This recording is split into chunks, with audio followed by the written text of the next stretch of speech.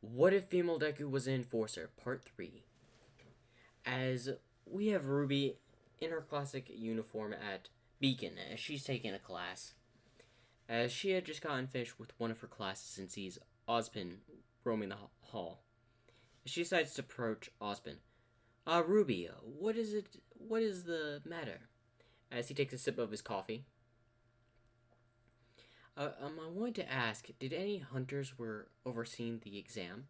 Yes, me and a few people were overseeing the exam, but just teachers here. Could you tell me about the black hunter in black clothing? We don't have any people black hunters with black clothing. Describe them? Had a black cloak, black mask, seemingly had holding something in their hand. Had taken down a crow grim on a cliff after we had fought. As Ozpin looks at her with interest, as he takes a sip of his coffee. We don't have anyone like that here at Beacon. Not really. I will take a look at the footage of the exam site. I will see what I can do. But that was not a hunter, Ruby. I do, suggest you remain vigilant. I will get to the bottom of this. As Ozpin would walk towards his elevator before going up. As he had walked towards his desk before setting his cane and coffee down, as he would then just get his computer set up. As he would type, checking the footage of the exam site, as then he would notice that the hunter that Ruby described, as he would zoom in, as she was looking directly at the camera. So she noticed the footage. She could have easily destroyed the camera. Obviously, with this way she was looking at the camera, she knew exactly where it was.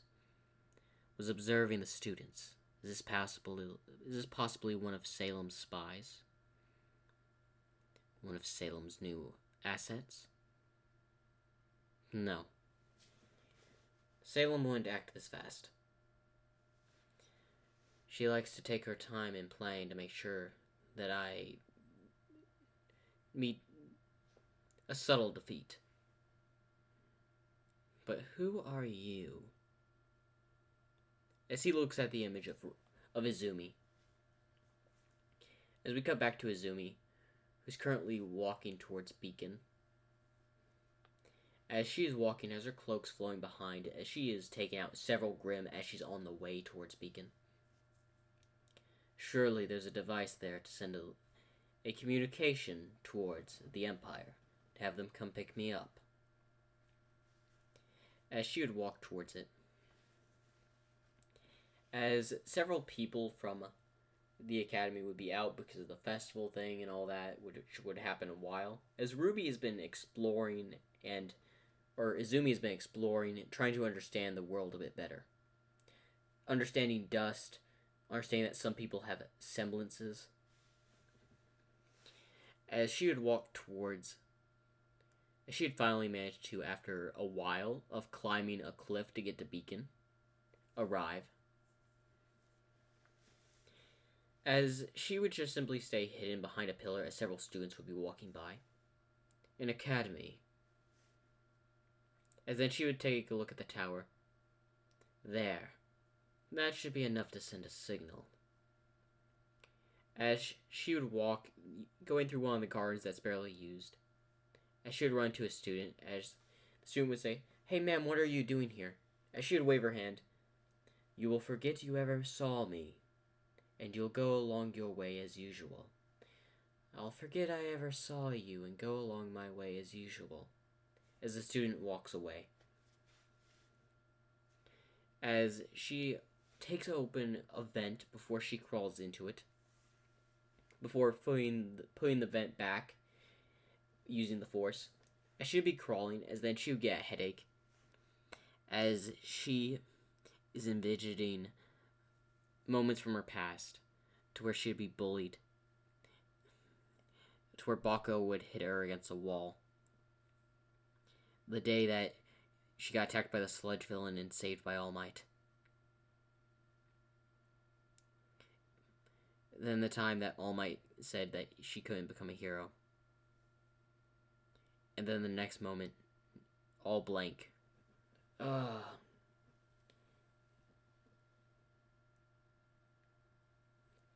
Ugh. My head. Memories again. As she reached into her bag to get the pills, as she would open them, I used them all already? I have been here for a month or so. As she would then just toss the pills away. As she would crawl through the vent even more before reaching an area. As then she would hear voices. As it's Crow and Winter arguing.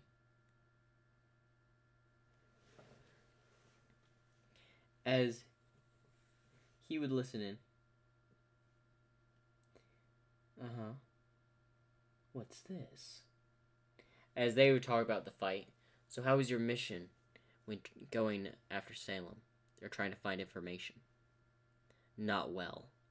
As they approached the elevator, as Izumi was listening. Interesting. As before they get in the elevator, she leans down towards the device at Crow's jacket. As she would then connect it to her headset, as she would listen in. As they would get in the elevator and go up.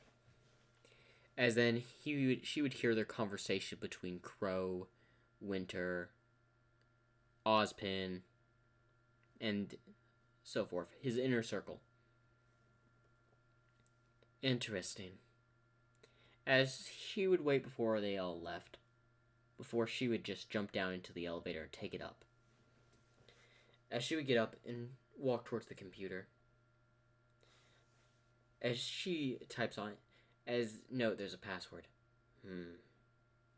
As she would use her tech and just hack into Ozpin's computer. As she would put all power through a device she had connected towards it to send a signal out towards the Empire. There. That should give a signal out towards the Empire. They should be able to pick me up. As the signal is going through, as she knows the elevator's coming, she looks at the percentage, 53%. She quickly puts it under Ozpin's desk, still connected into his computer. As she then would just jump onto the ceiling. As Ozpin had come back. Forgot my coffee. As he's about to leave, he turns back around thinking he saw something. As he walks towards the desk, he pulls his cane up just to block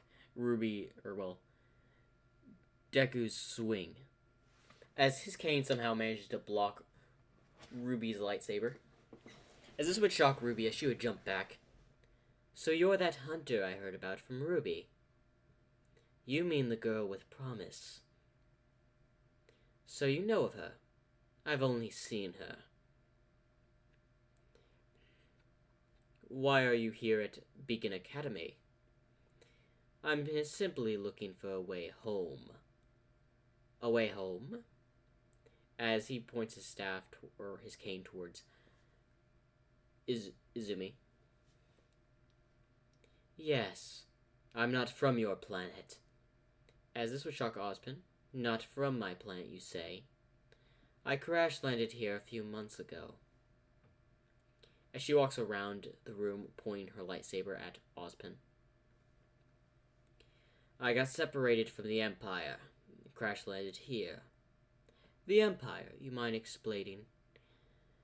What rules the galaxy? Rules the galaxy? And how did you end up here? My TIE fighter got damaged, overloaded, and blasted me here. For you, I suggest you leave. As she quickly glances at the device currently under Ozpin's desk as he walks by. 98%. As Ozpin notices that, and what are you looking at? How can you tell when I have the mask on? Many things, dear. You can tell I'm a girl. Obviously, with the way your uniform is set up. As Izumi smiles, looks like you're not so dumb after all. Now I suggest you leave my office immediately. The hunters and huntresses will surely take care of you if you cause any trouble. Oh, don't worry. I'll be out of your hair in a moment. As she puts her hand on her desk and grabs the device. And what might that be? Just grabbing some intel while I'm here. Seeming like she stole some intel. I'm going to need you to put that back. Oh, don't worry. As she puts it in her pocket, there's no need. As she would then just cut the glass of Ozpin's, window, as then she would just jump out. As Ozpin would run towards it, as she's on another building running.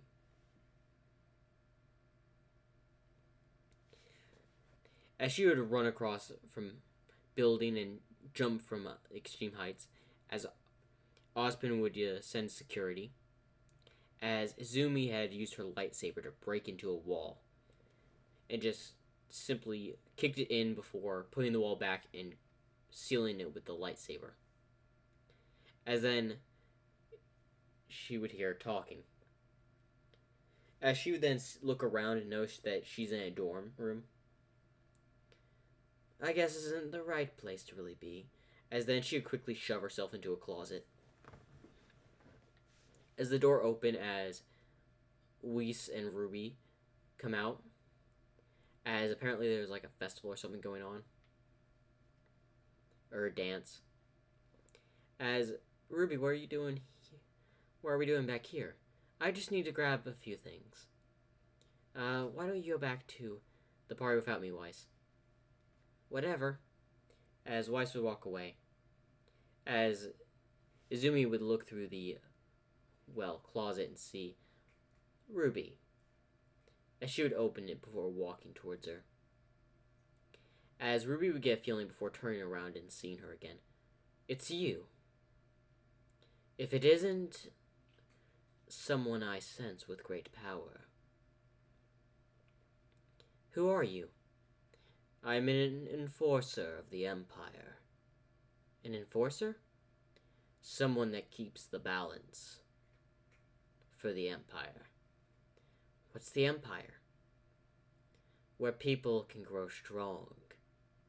And people with the Force can grow strong. The Force is strong with you, youngling. As she looks at her up and down, I can definitely sense a lot of the Force and other stuff on you. But something else that the Force tells me is that you hold a very powerful weapon.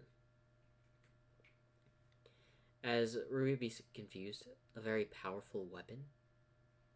You'll find it out soon. I'll be back. Wait, as then Izumi would just move her hand before Ruby would just fall asleep as she would fall on the bed. As Izumi would put her in there, as she would take off her helmet, revealing her long hair. Izumi is currently 22 years old, by the way. As she would look down at Ruby, you hold a lot of potential in the Force. But it won't be long for security finds me. So unfortunately, I'll have to come back for you. As she approaches the window, I will return to find that immense weapon that your body holds. It seems to be mostly focused in your eyes. But I can tell if they're removed, you're powerless. You could be a great asset to the Empire. I'll have to inform Lord Vader. As she would jump out the window, as she would land in the water, as then she hears two people outside. As soon as one of them had left, she popped her head out of the water as her hair is all wet. As she gets out and turns and sees that there's a guy in a dress.